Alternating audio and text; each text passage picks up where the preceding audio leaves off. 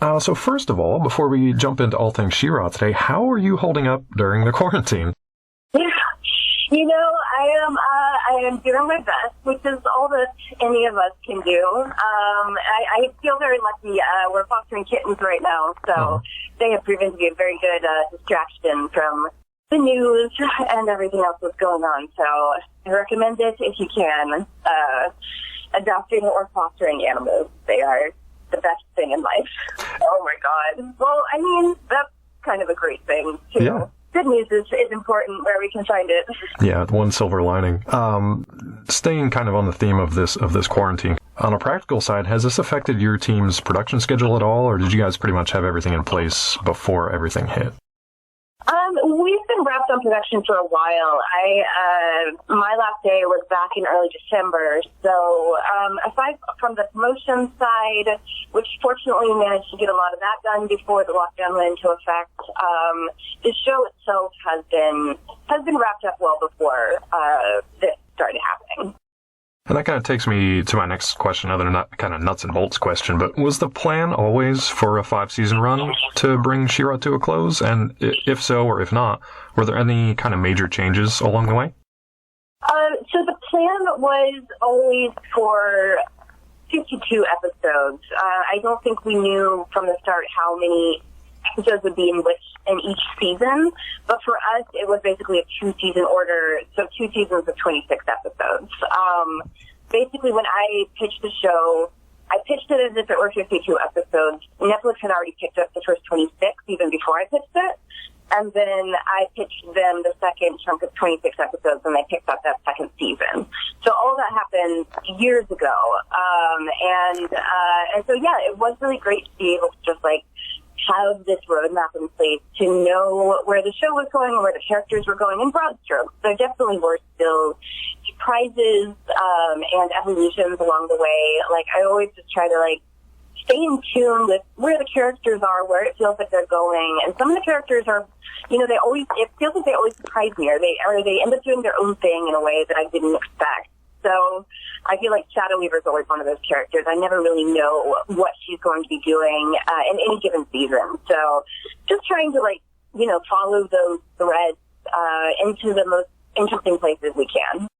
I feel like that definitely comes across from a fan perspective, too, because anytime Shadow Weaver kind of shows up on screen, I kind of I focus in just a little bit more to just be like, okay, what kind of craziness is coming up next, or what direction are we going in now? Yeah. Speaking of craziness, she's our wild card for sure. Exactly, which you have to have one at least. Yeah. You mentioned talking about how long you've been with the show in pre-production and going through your pitch process and all that. It's a little crazy to me still that we've had all these episodes play out in just the space of 18 months. Now, these days, 18 months feels like 100 years, but has it set in yet that everything is kind of coming to a close? Everything's wrapping up? Has that feeling set in, and how are you reacting to that? The feeling definitely set in lots of ways. I think it will continue to happen. There's always it's interesting being a showrunner because you have a little piece of every part of the production. So for me, the show has been ending for year now. I think our first crew started rolling off at the very end of 2018. And so I've been having to say goodbye to crew members as their roles on the show wrap up and they roll off.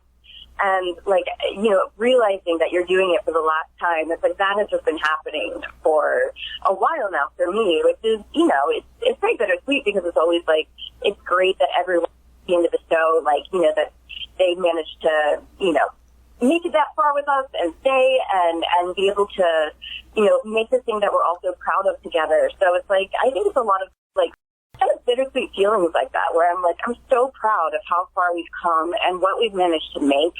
And it's also it's sad. It's sad to say goodbye. But I think at the end of the day, it's just I'm really glad that we made the show that we did. And I'm glad that we're ending it on our terms. And that I think that it's a really succinct wrap up of everything we were trying to do with this show. And so it's great to just be able to have made this very self-contained thing. So it's a lot of, I am going to continue to keep getting hit with moments of sadness as I realize that, like, you know, I've done one more thing for the last time. But mostly I'm just really, really excited to, you know, be able to share this entire show beginning to end with viewers, with fans. Exactly. And not to put you on the spot, but because this is one of the last times we'll probably get to talk about She-Ra during its, you know, current run, are there any people on your creative team, your production team, your support team that you'd like to, you know, take a moment to give a shout out to? Any big contributors that maybe don't get to share the spotlight very often? Anyone you want to highlight? Oh my God. I would like to highlight every single member of the crew. Right. I am so lucky to have been able to work with the people that I've been able to work with. I mean, shout out to Josie Campbell, our story editor. Shout out to Jen Bennett and Kiki Manrique, our two directors. Shout out to Liz Keston, our art director. And shout out to Phil Lomboy and Michelle McMillan, our editors.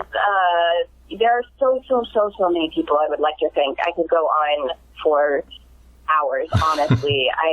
Every single person who worked on this show and has touched it in any way, it's like, you know, they have brought something so special and so specifically them to it, and I could not feel luckier or more grateful.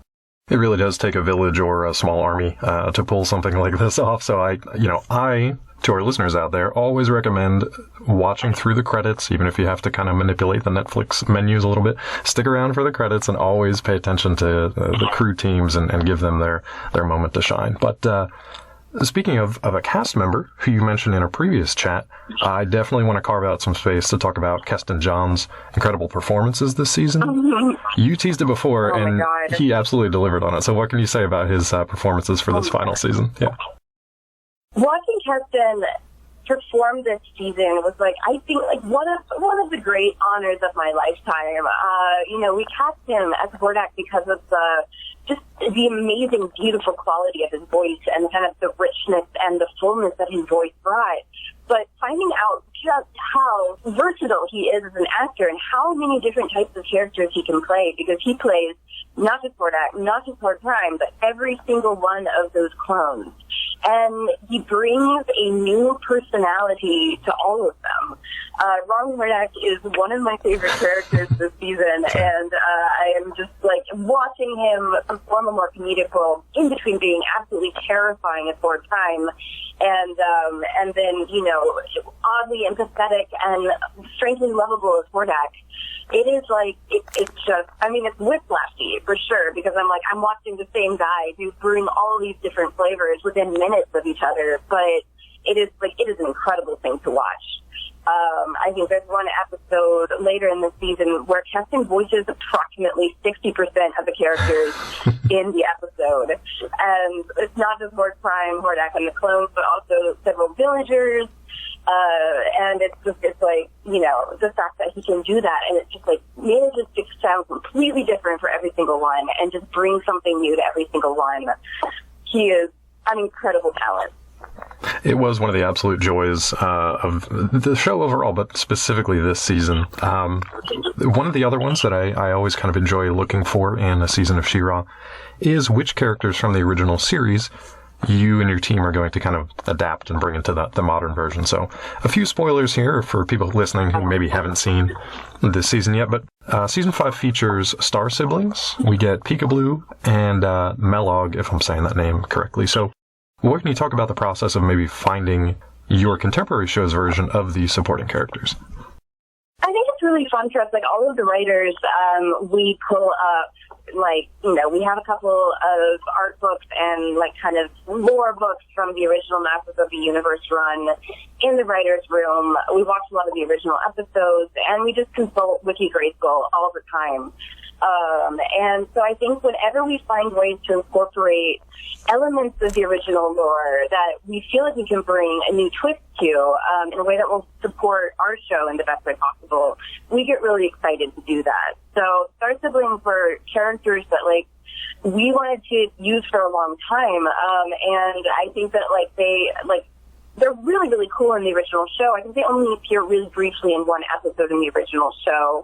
And so to give them a little bit more of a moment to shine here, just to bring them into this new version was really fun.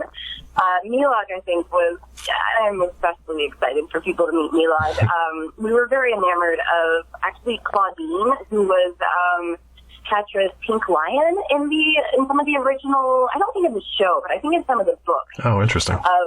Actually, it's in the show. But it's the Pink Lion, which we couldn't use exactly because it's almost identical to the one in Steven Universe. But we really wanted to bring in kind of an animal companion like that for Catra, especially since Milad ends up kind of functioning as her therapy animal this season. But then we were looking for another kind of role to give that animal companion to, and finding Milad, who was more of like a Golubby, shape-shifting type character in the original, more of a monster. And it felt like it fit really well with the kind of alien world that we were just touching on a little bit in this season, and we wanted to give kind of combine those concepts and create a new kind of like powerful shape-shifting alien who could be an ally to them. And then Peekaboo, I think, one thing that I love about Peekaboo is that the princess in the original, she has huge peacock feathers, but she has male peacock feathers. And so the idea of having a male princess was very exciting to us. And of course, there's a twist on that, but it's been something that I've wanted to do since the first season, so it was exciting to finally get to do it. Fantastic. And yeah, there's some great twists and turns that come throughout the season. Now, granted, I've only had a chance to check out the first 10 episodes, so I'm kind of dying to see the final 3 with everybody else out there. What can you maybe tease about Adora's arc in this final season? Because we spend a lot more time with Adora than we do the title character of She-Ra in an interesting kind of twist. Yeah, I think for Adora, it's very interesting because she always... throughout the entire show, we've seen that she's kind of willing to give up her autonomy at any point in order to further a goal or to make sure that justice is served, or even just to make sure that she's useful to other characters and that she feels like she is helping, that she's doing something worthwhile. And I think that her personal sense of self always comes last for her. And I think this season, we see her kind of learn that lesson over and over again, but I think that there's sort of a integral part of her own personality that never quite gets addressed. And so even when she knows that she sacrifices She-Ra at the end of season 4, and moving into this new season, she no longer has this kind of set in stone destiny that she thought she did. And so learning to kind of like be heroic in her own way as Adora is very important for her. But she still, I think, is struggling with this hero complex, with this need to kind of sacrifice herself and her own wants and desires and downplay those as much as possible in order to be this helpful person, in order to save people.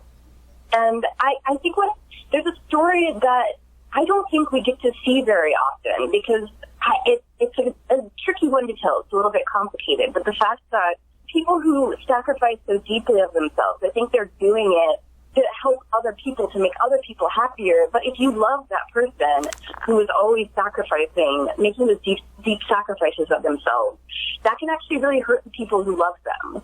And sometimes, like, people who just want to be everything to everybody, they end up being there enough for the people who really care about them the most. And so, like, I wanted to get into that with her and explore that with her, and the way that she just sort of starts, like, that she'll always kind of push herself too far and always kind of start breaking down in terms of her own self-confidence and her own sense of autonomy, and showing that through the eyes of her friends, the people who love her the most. Which is, I think, a story that we've been dancing around for the entire show, but this is really where it comes to a head. Yeah, and I love everything I've seen about her story so far, not just this season, but the entire series so far, so I really can't wait to see kind of how it comes to a conclusion and a resolution. But before I run out of time with you, a quick sidestep on a related Netflix note. It was recently announced Netflix and Boom Studios have a First Look TV deal, so I have to ask, any hope or progress on a Lumberjanes project on the horizon? stay tuned.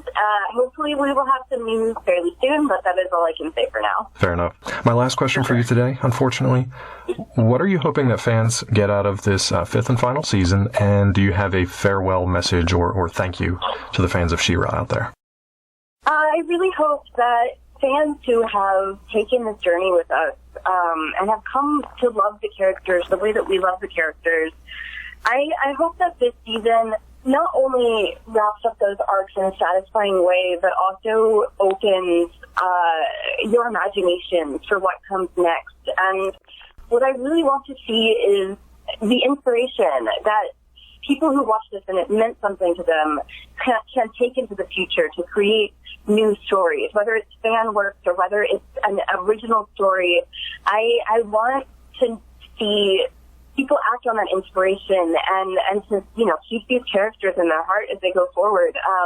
And hopefully, just take a little bit of that love forward, because I know that these characters are always going to be a part of me.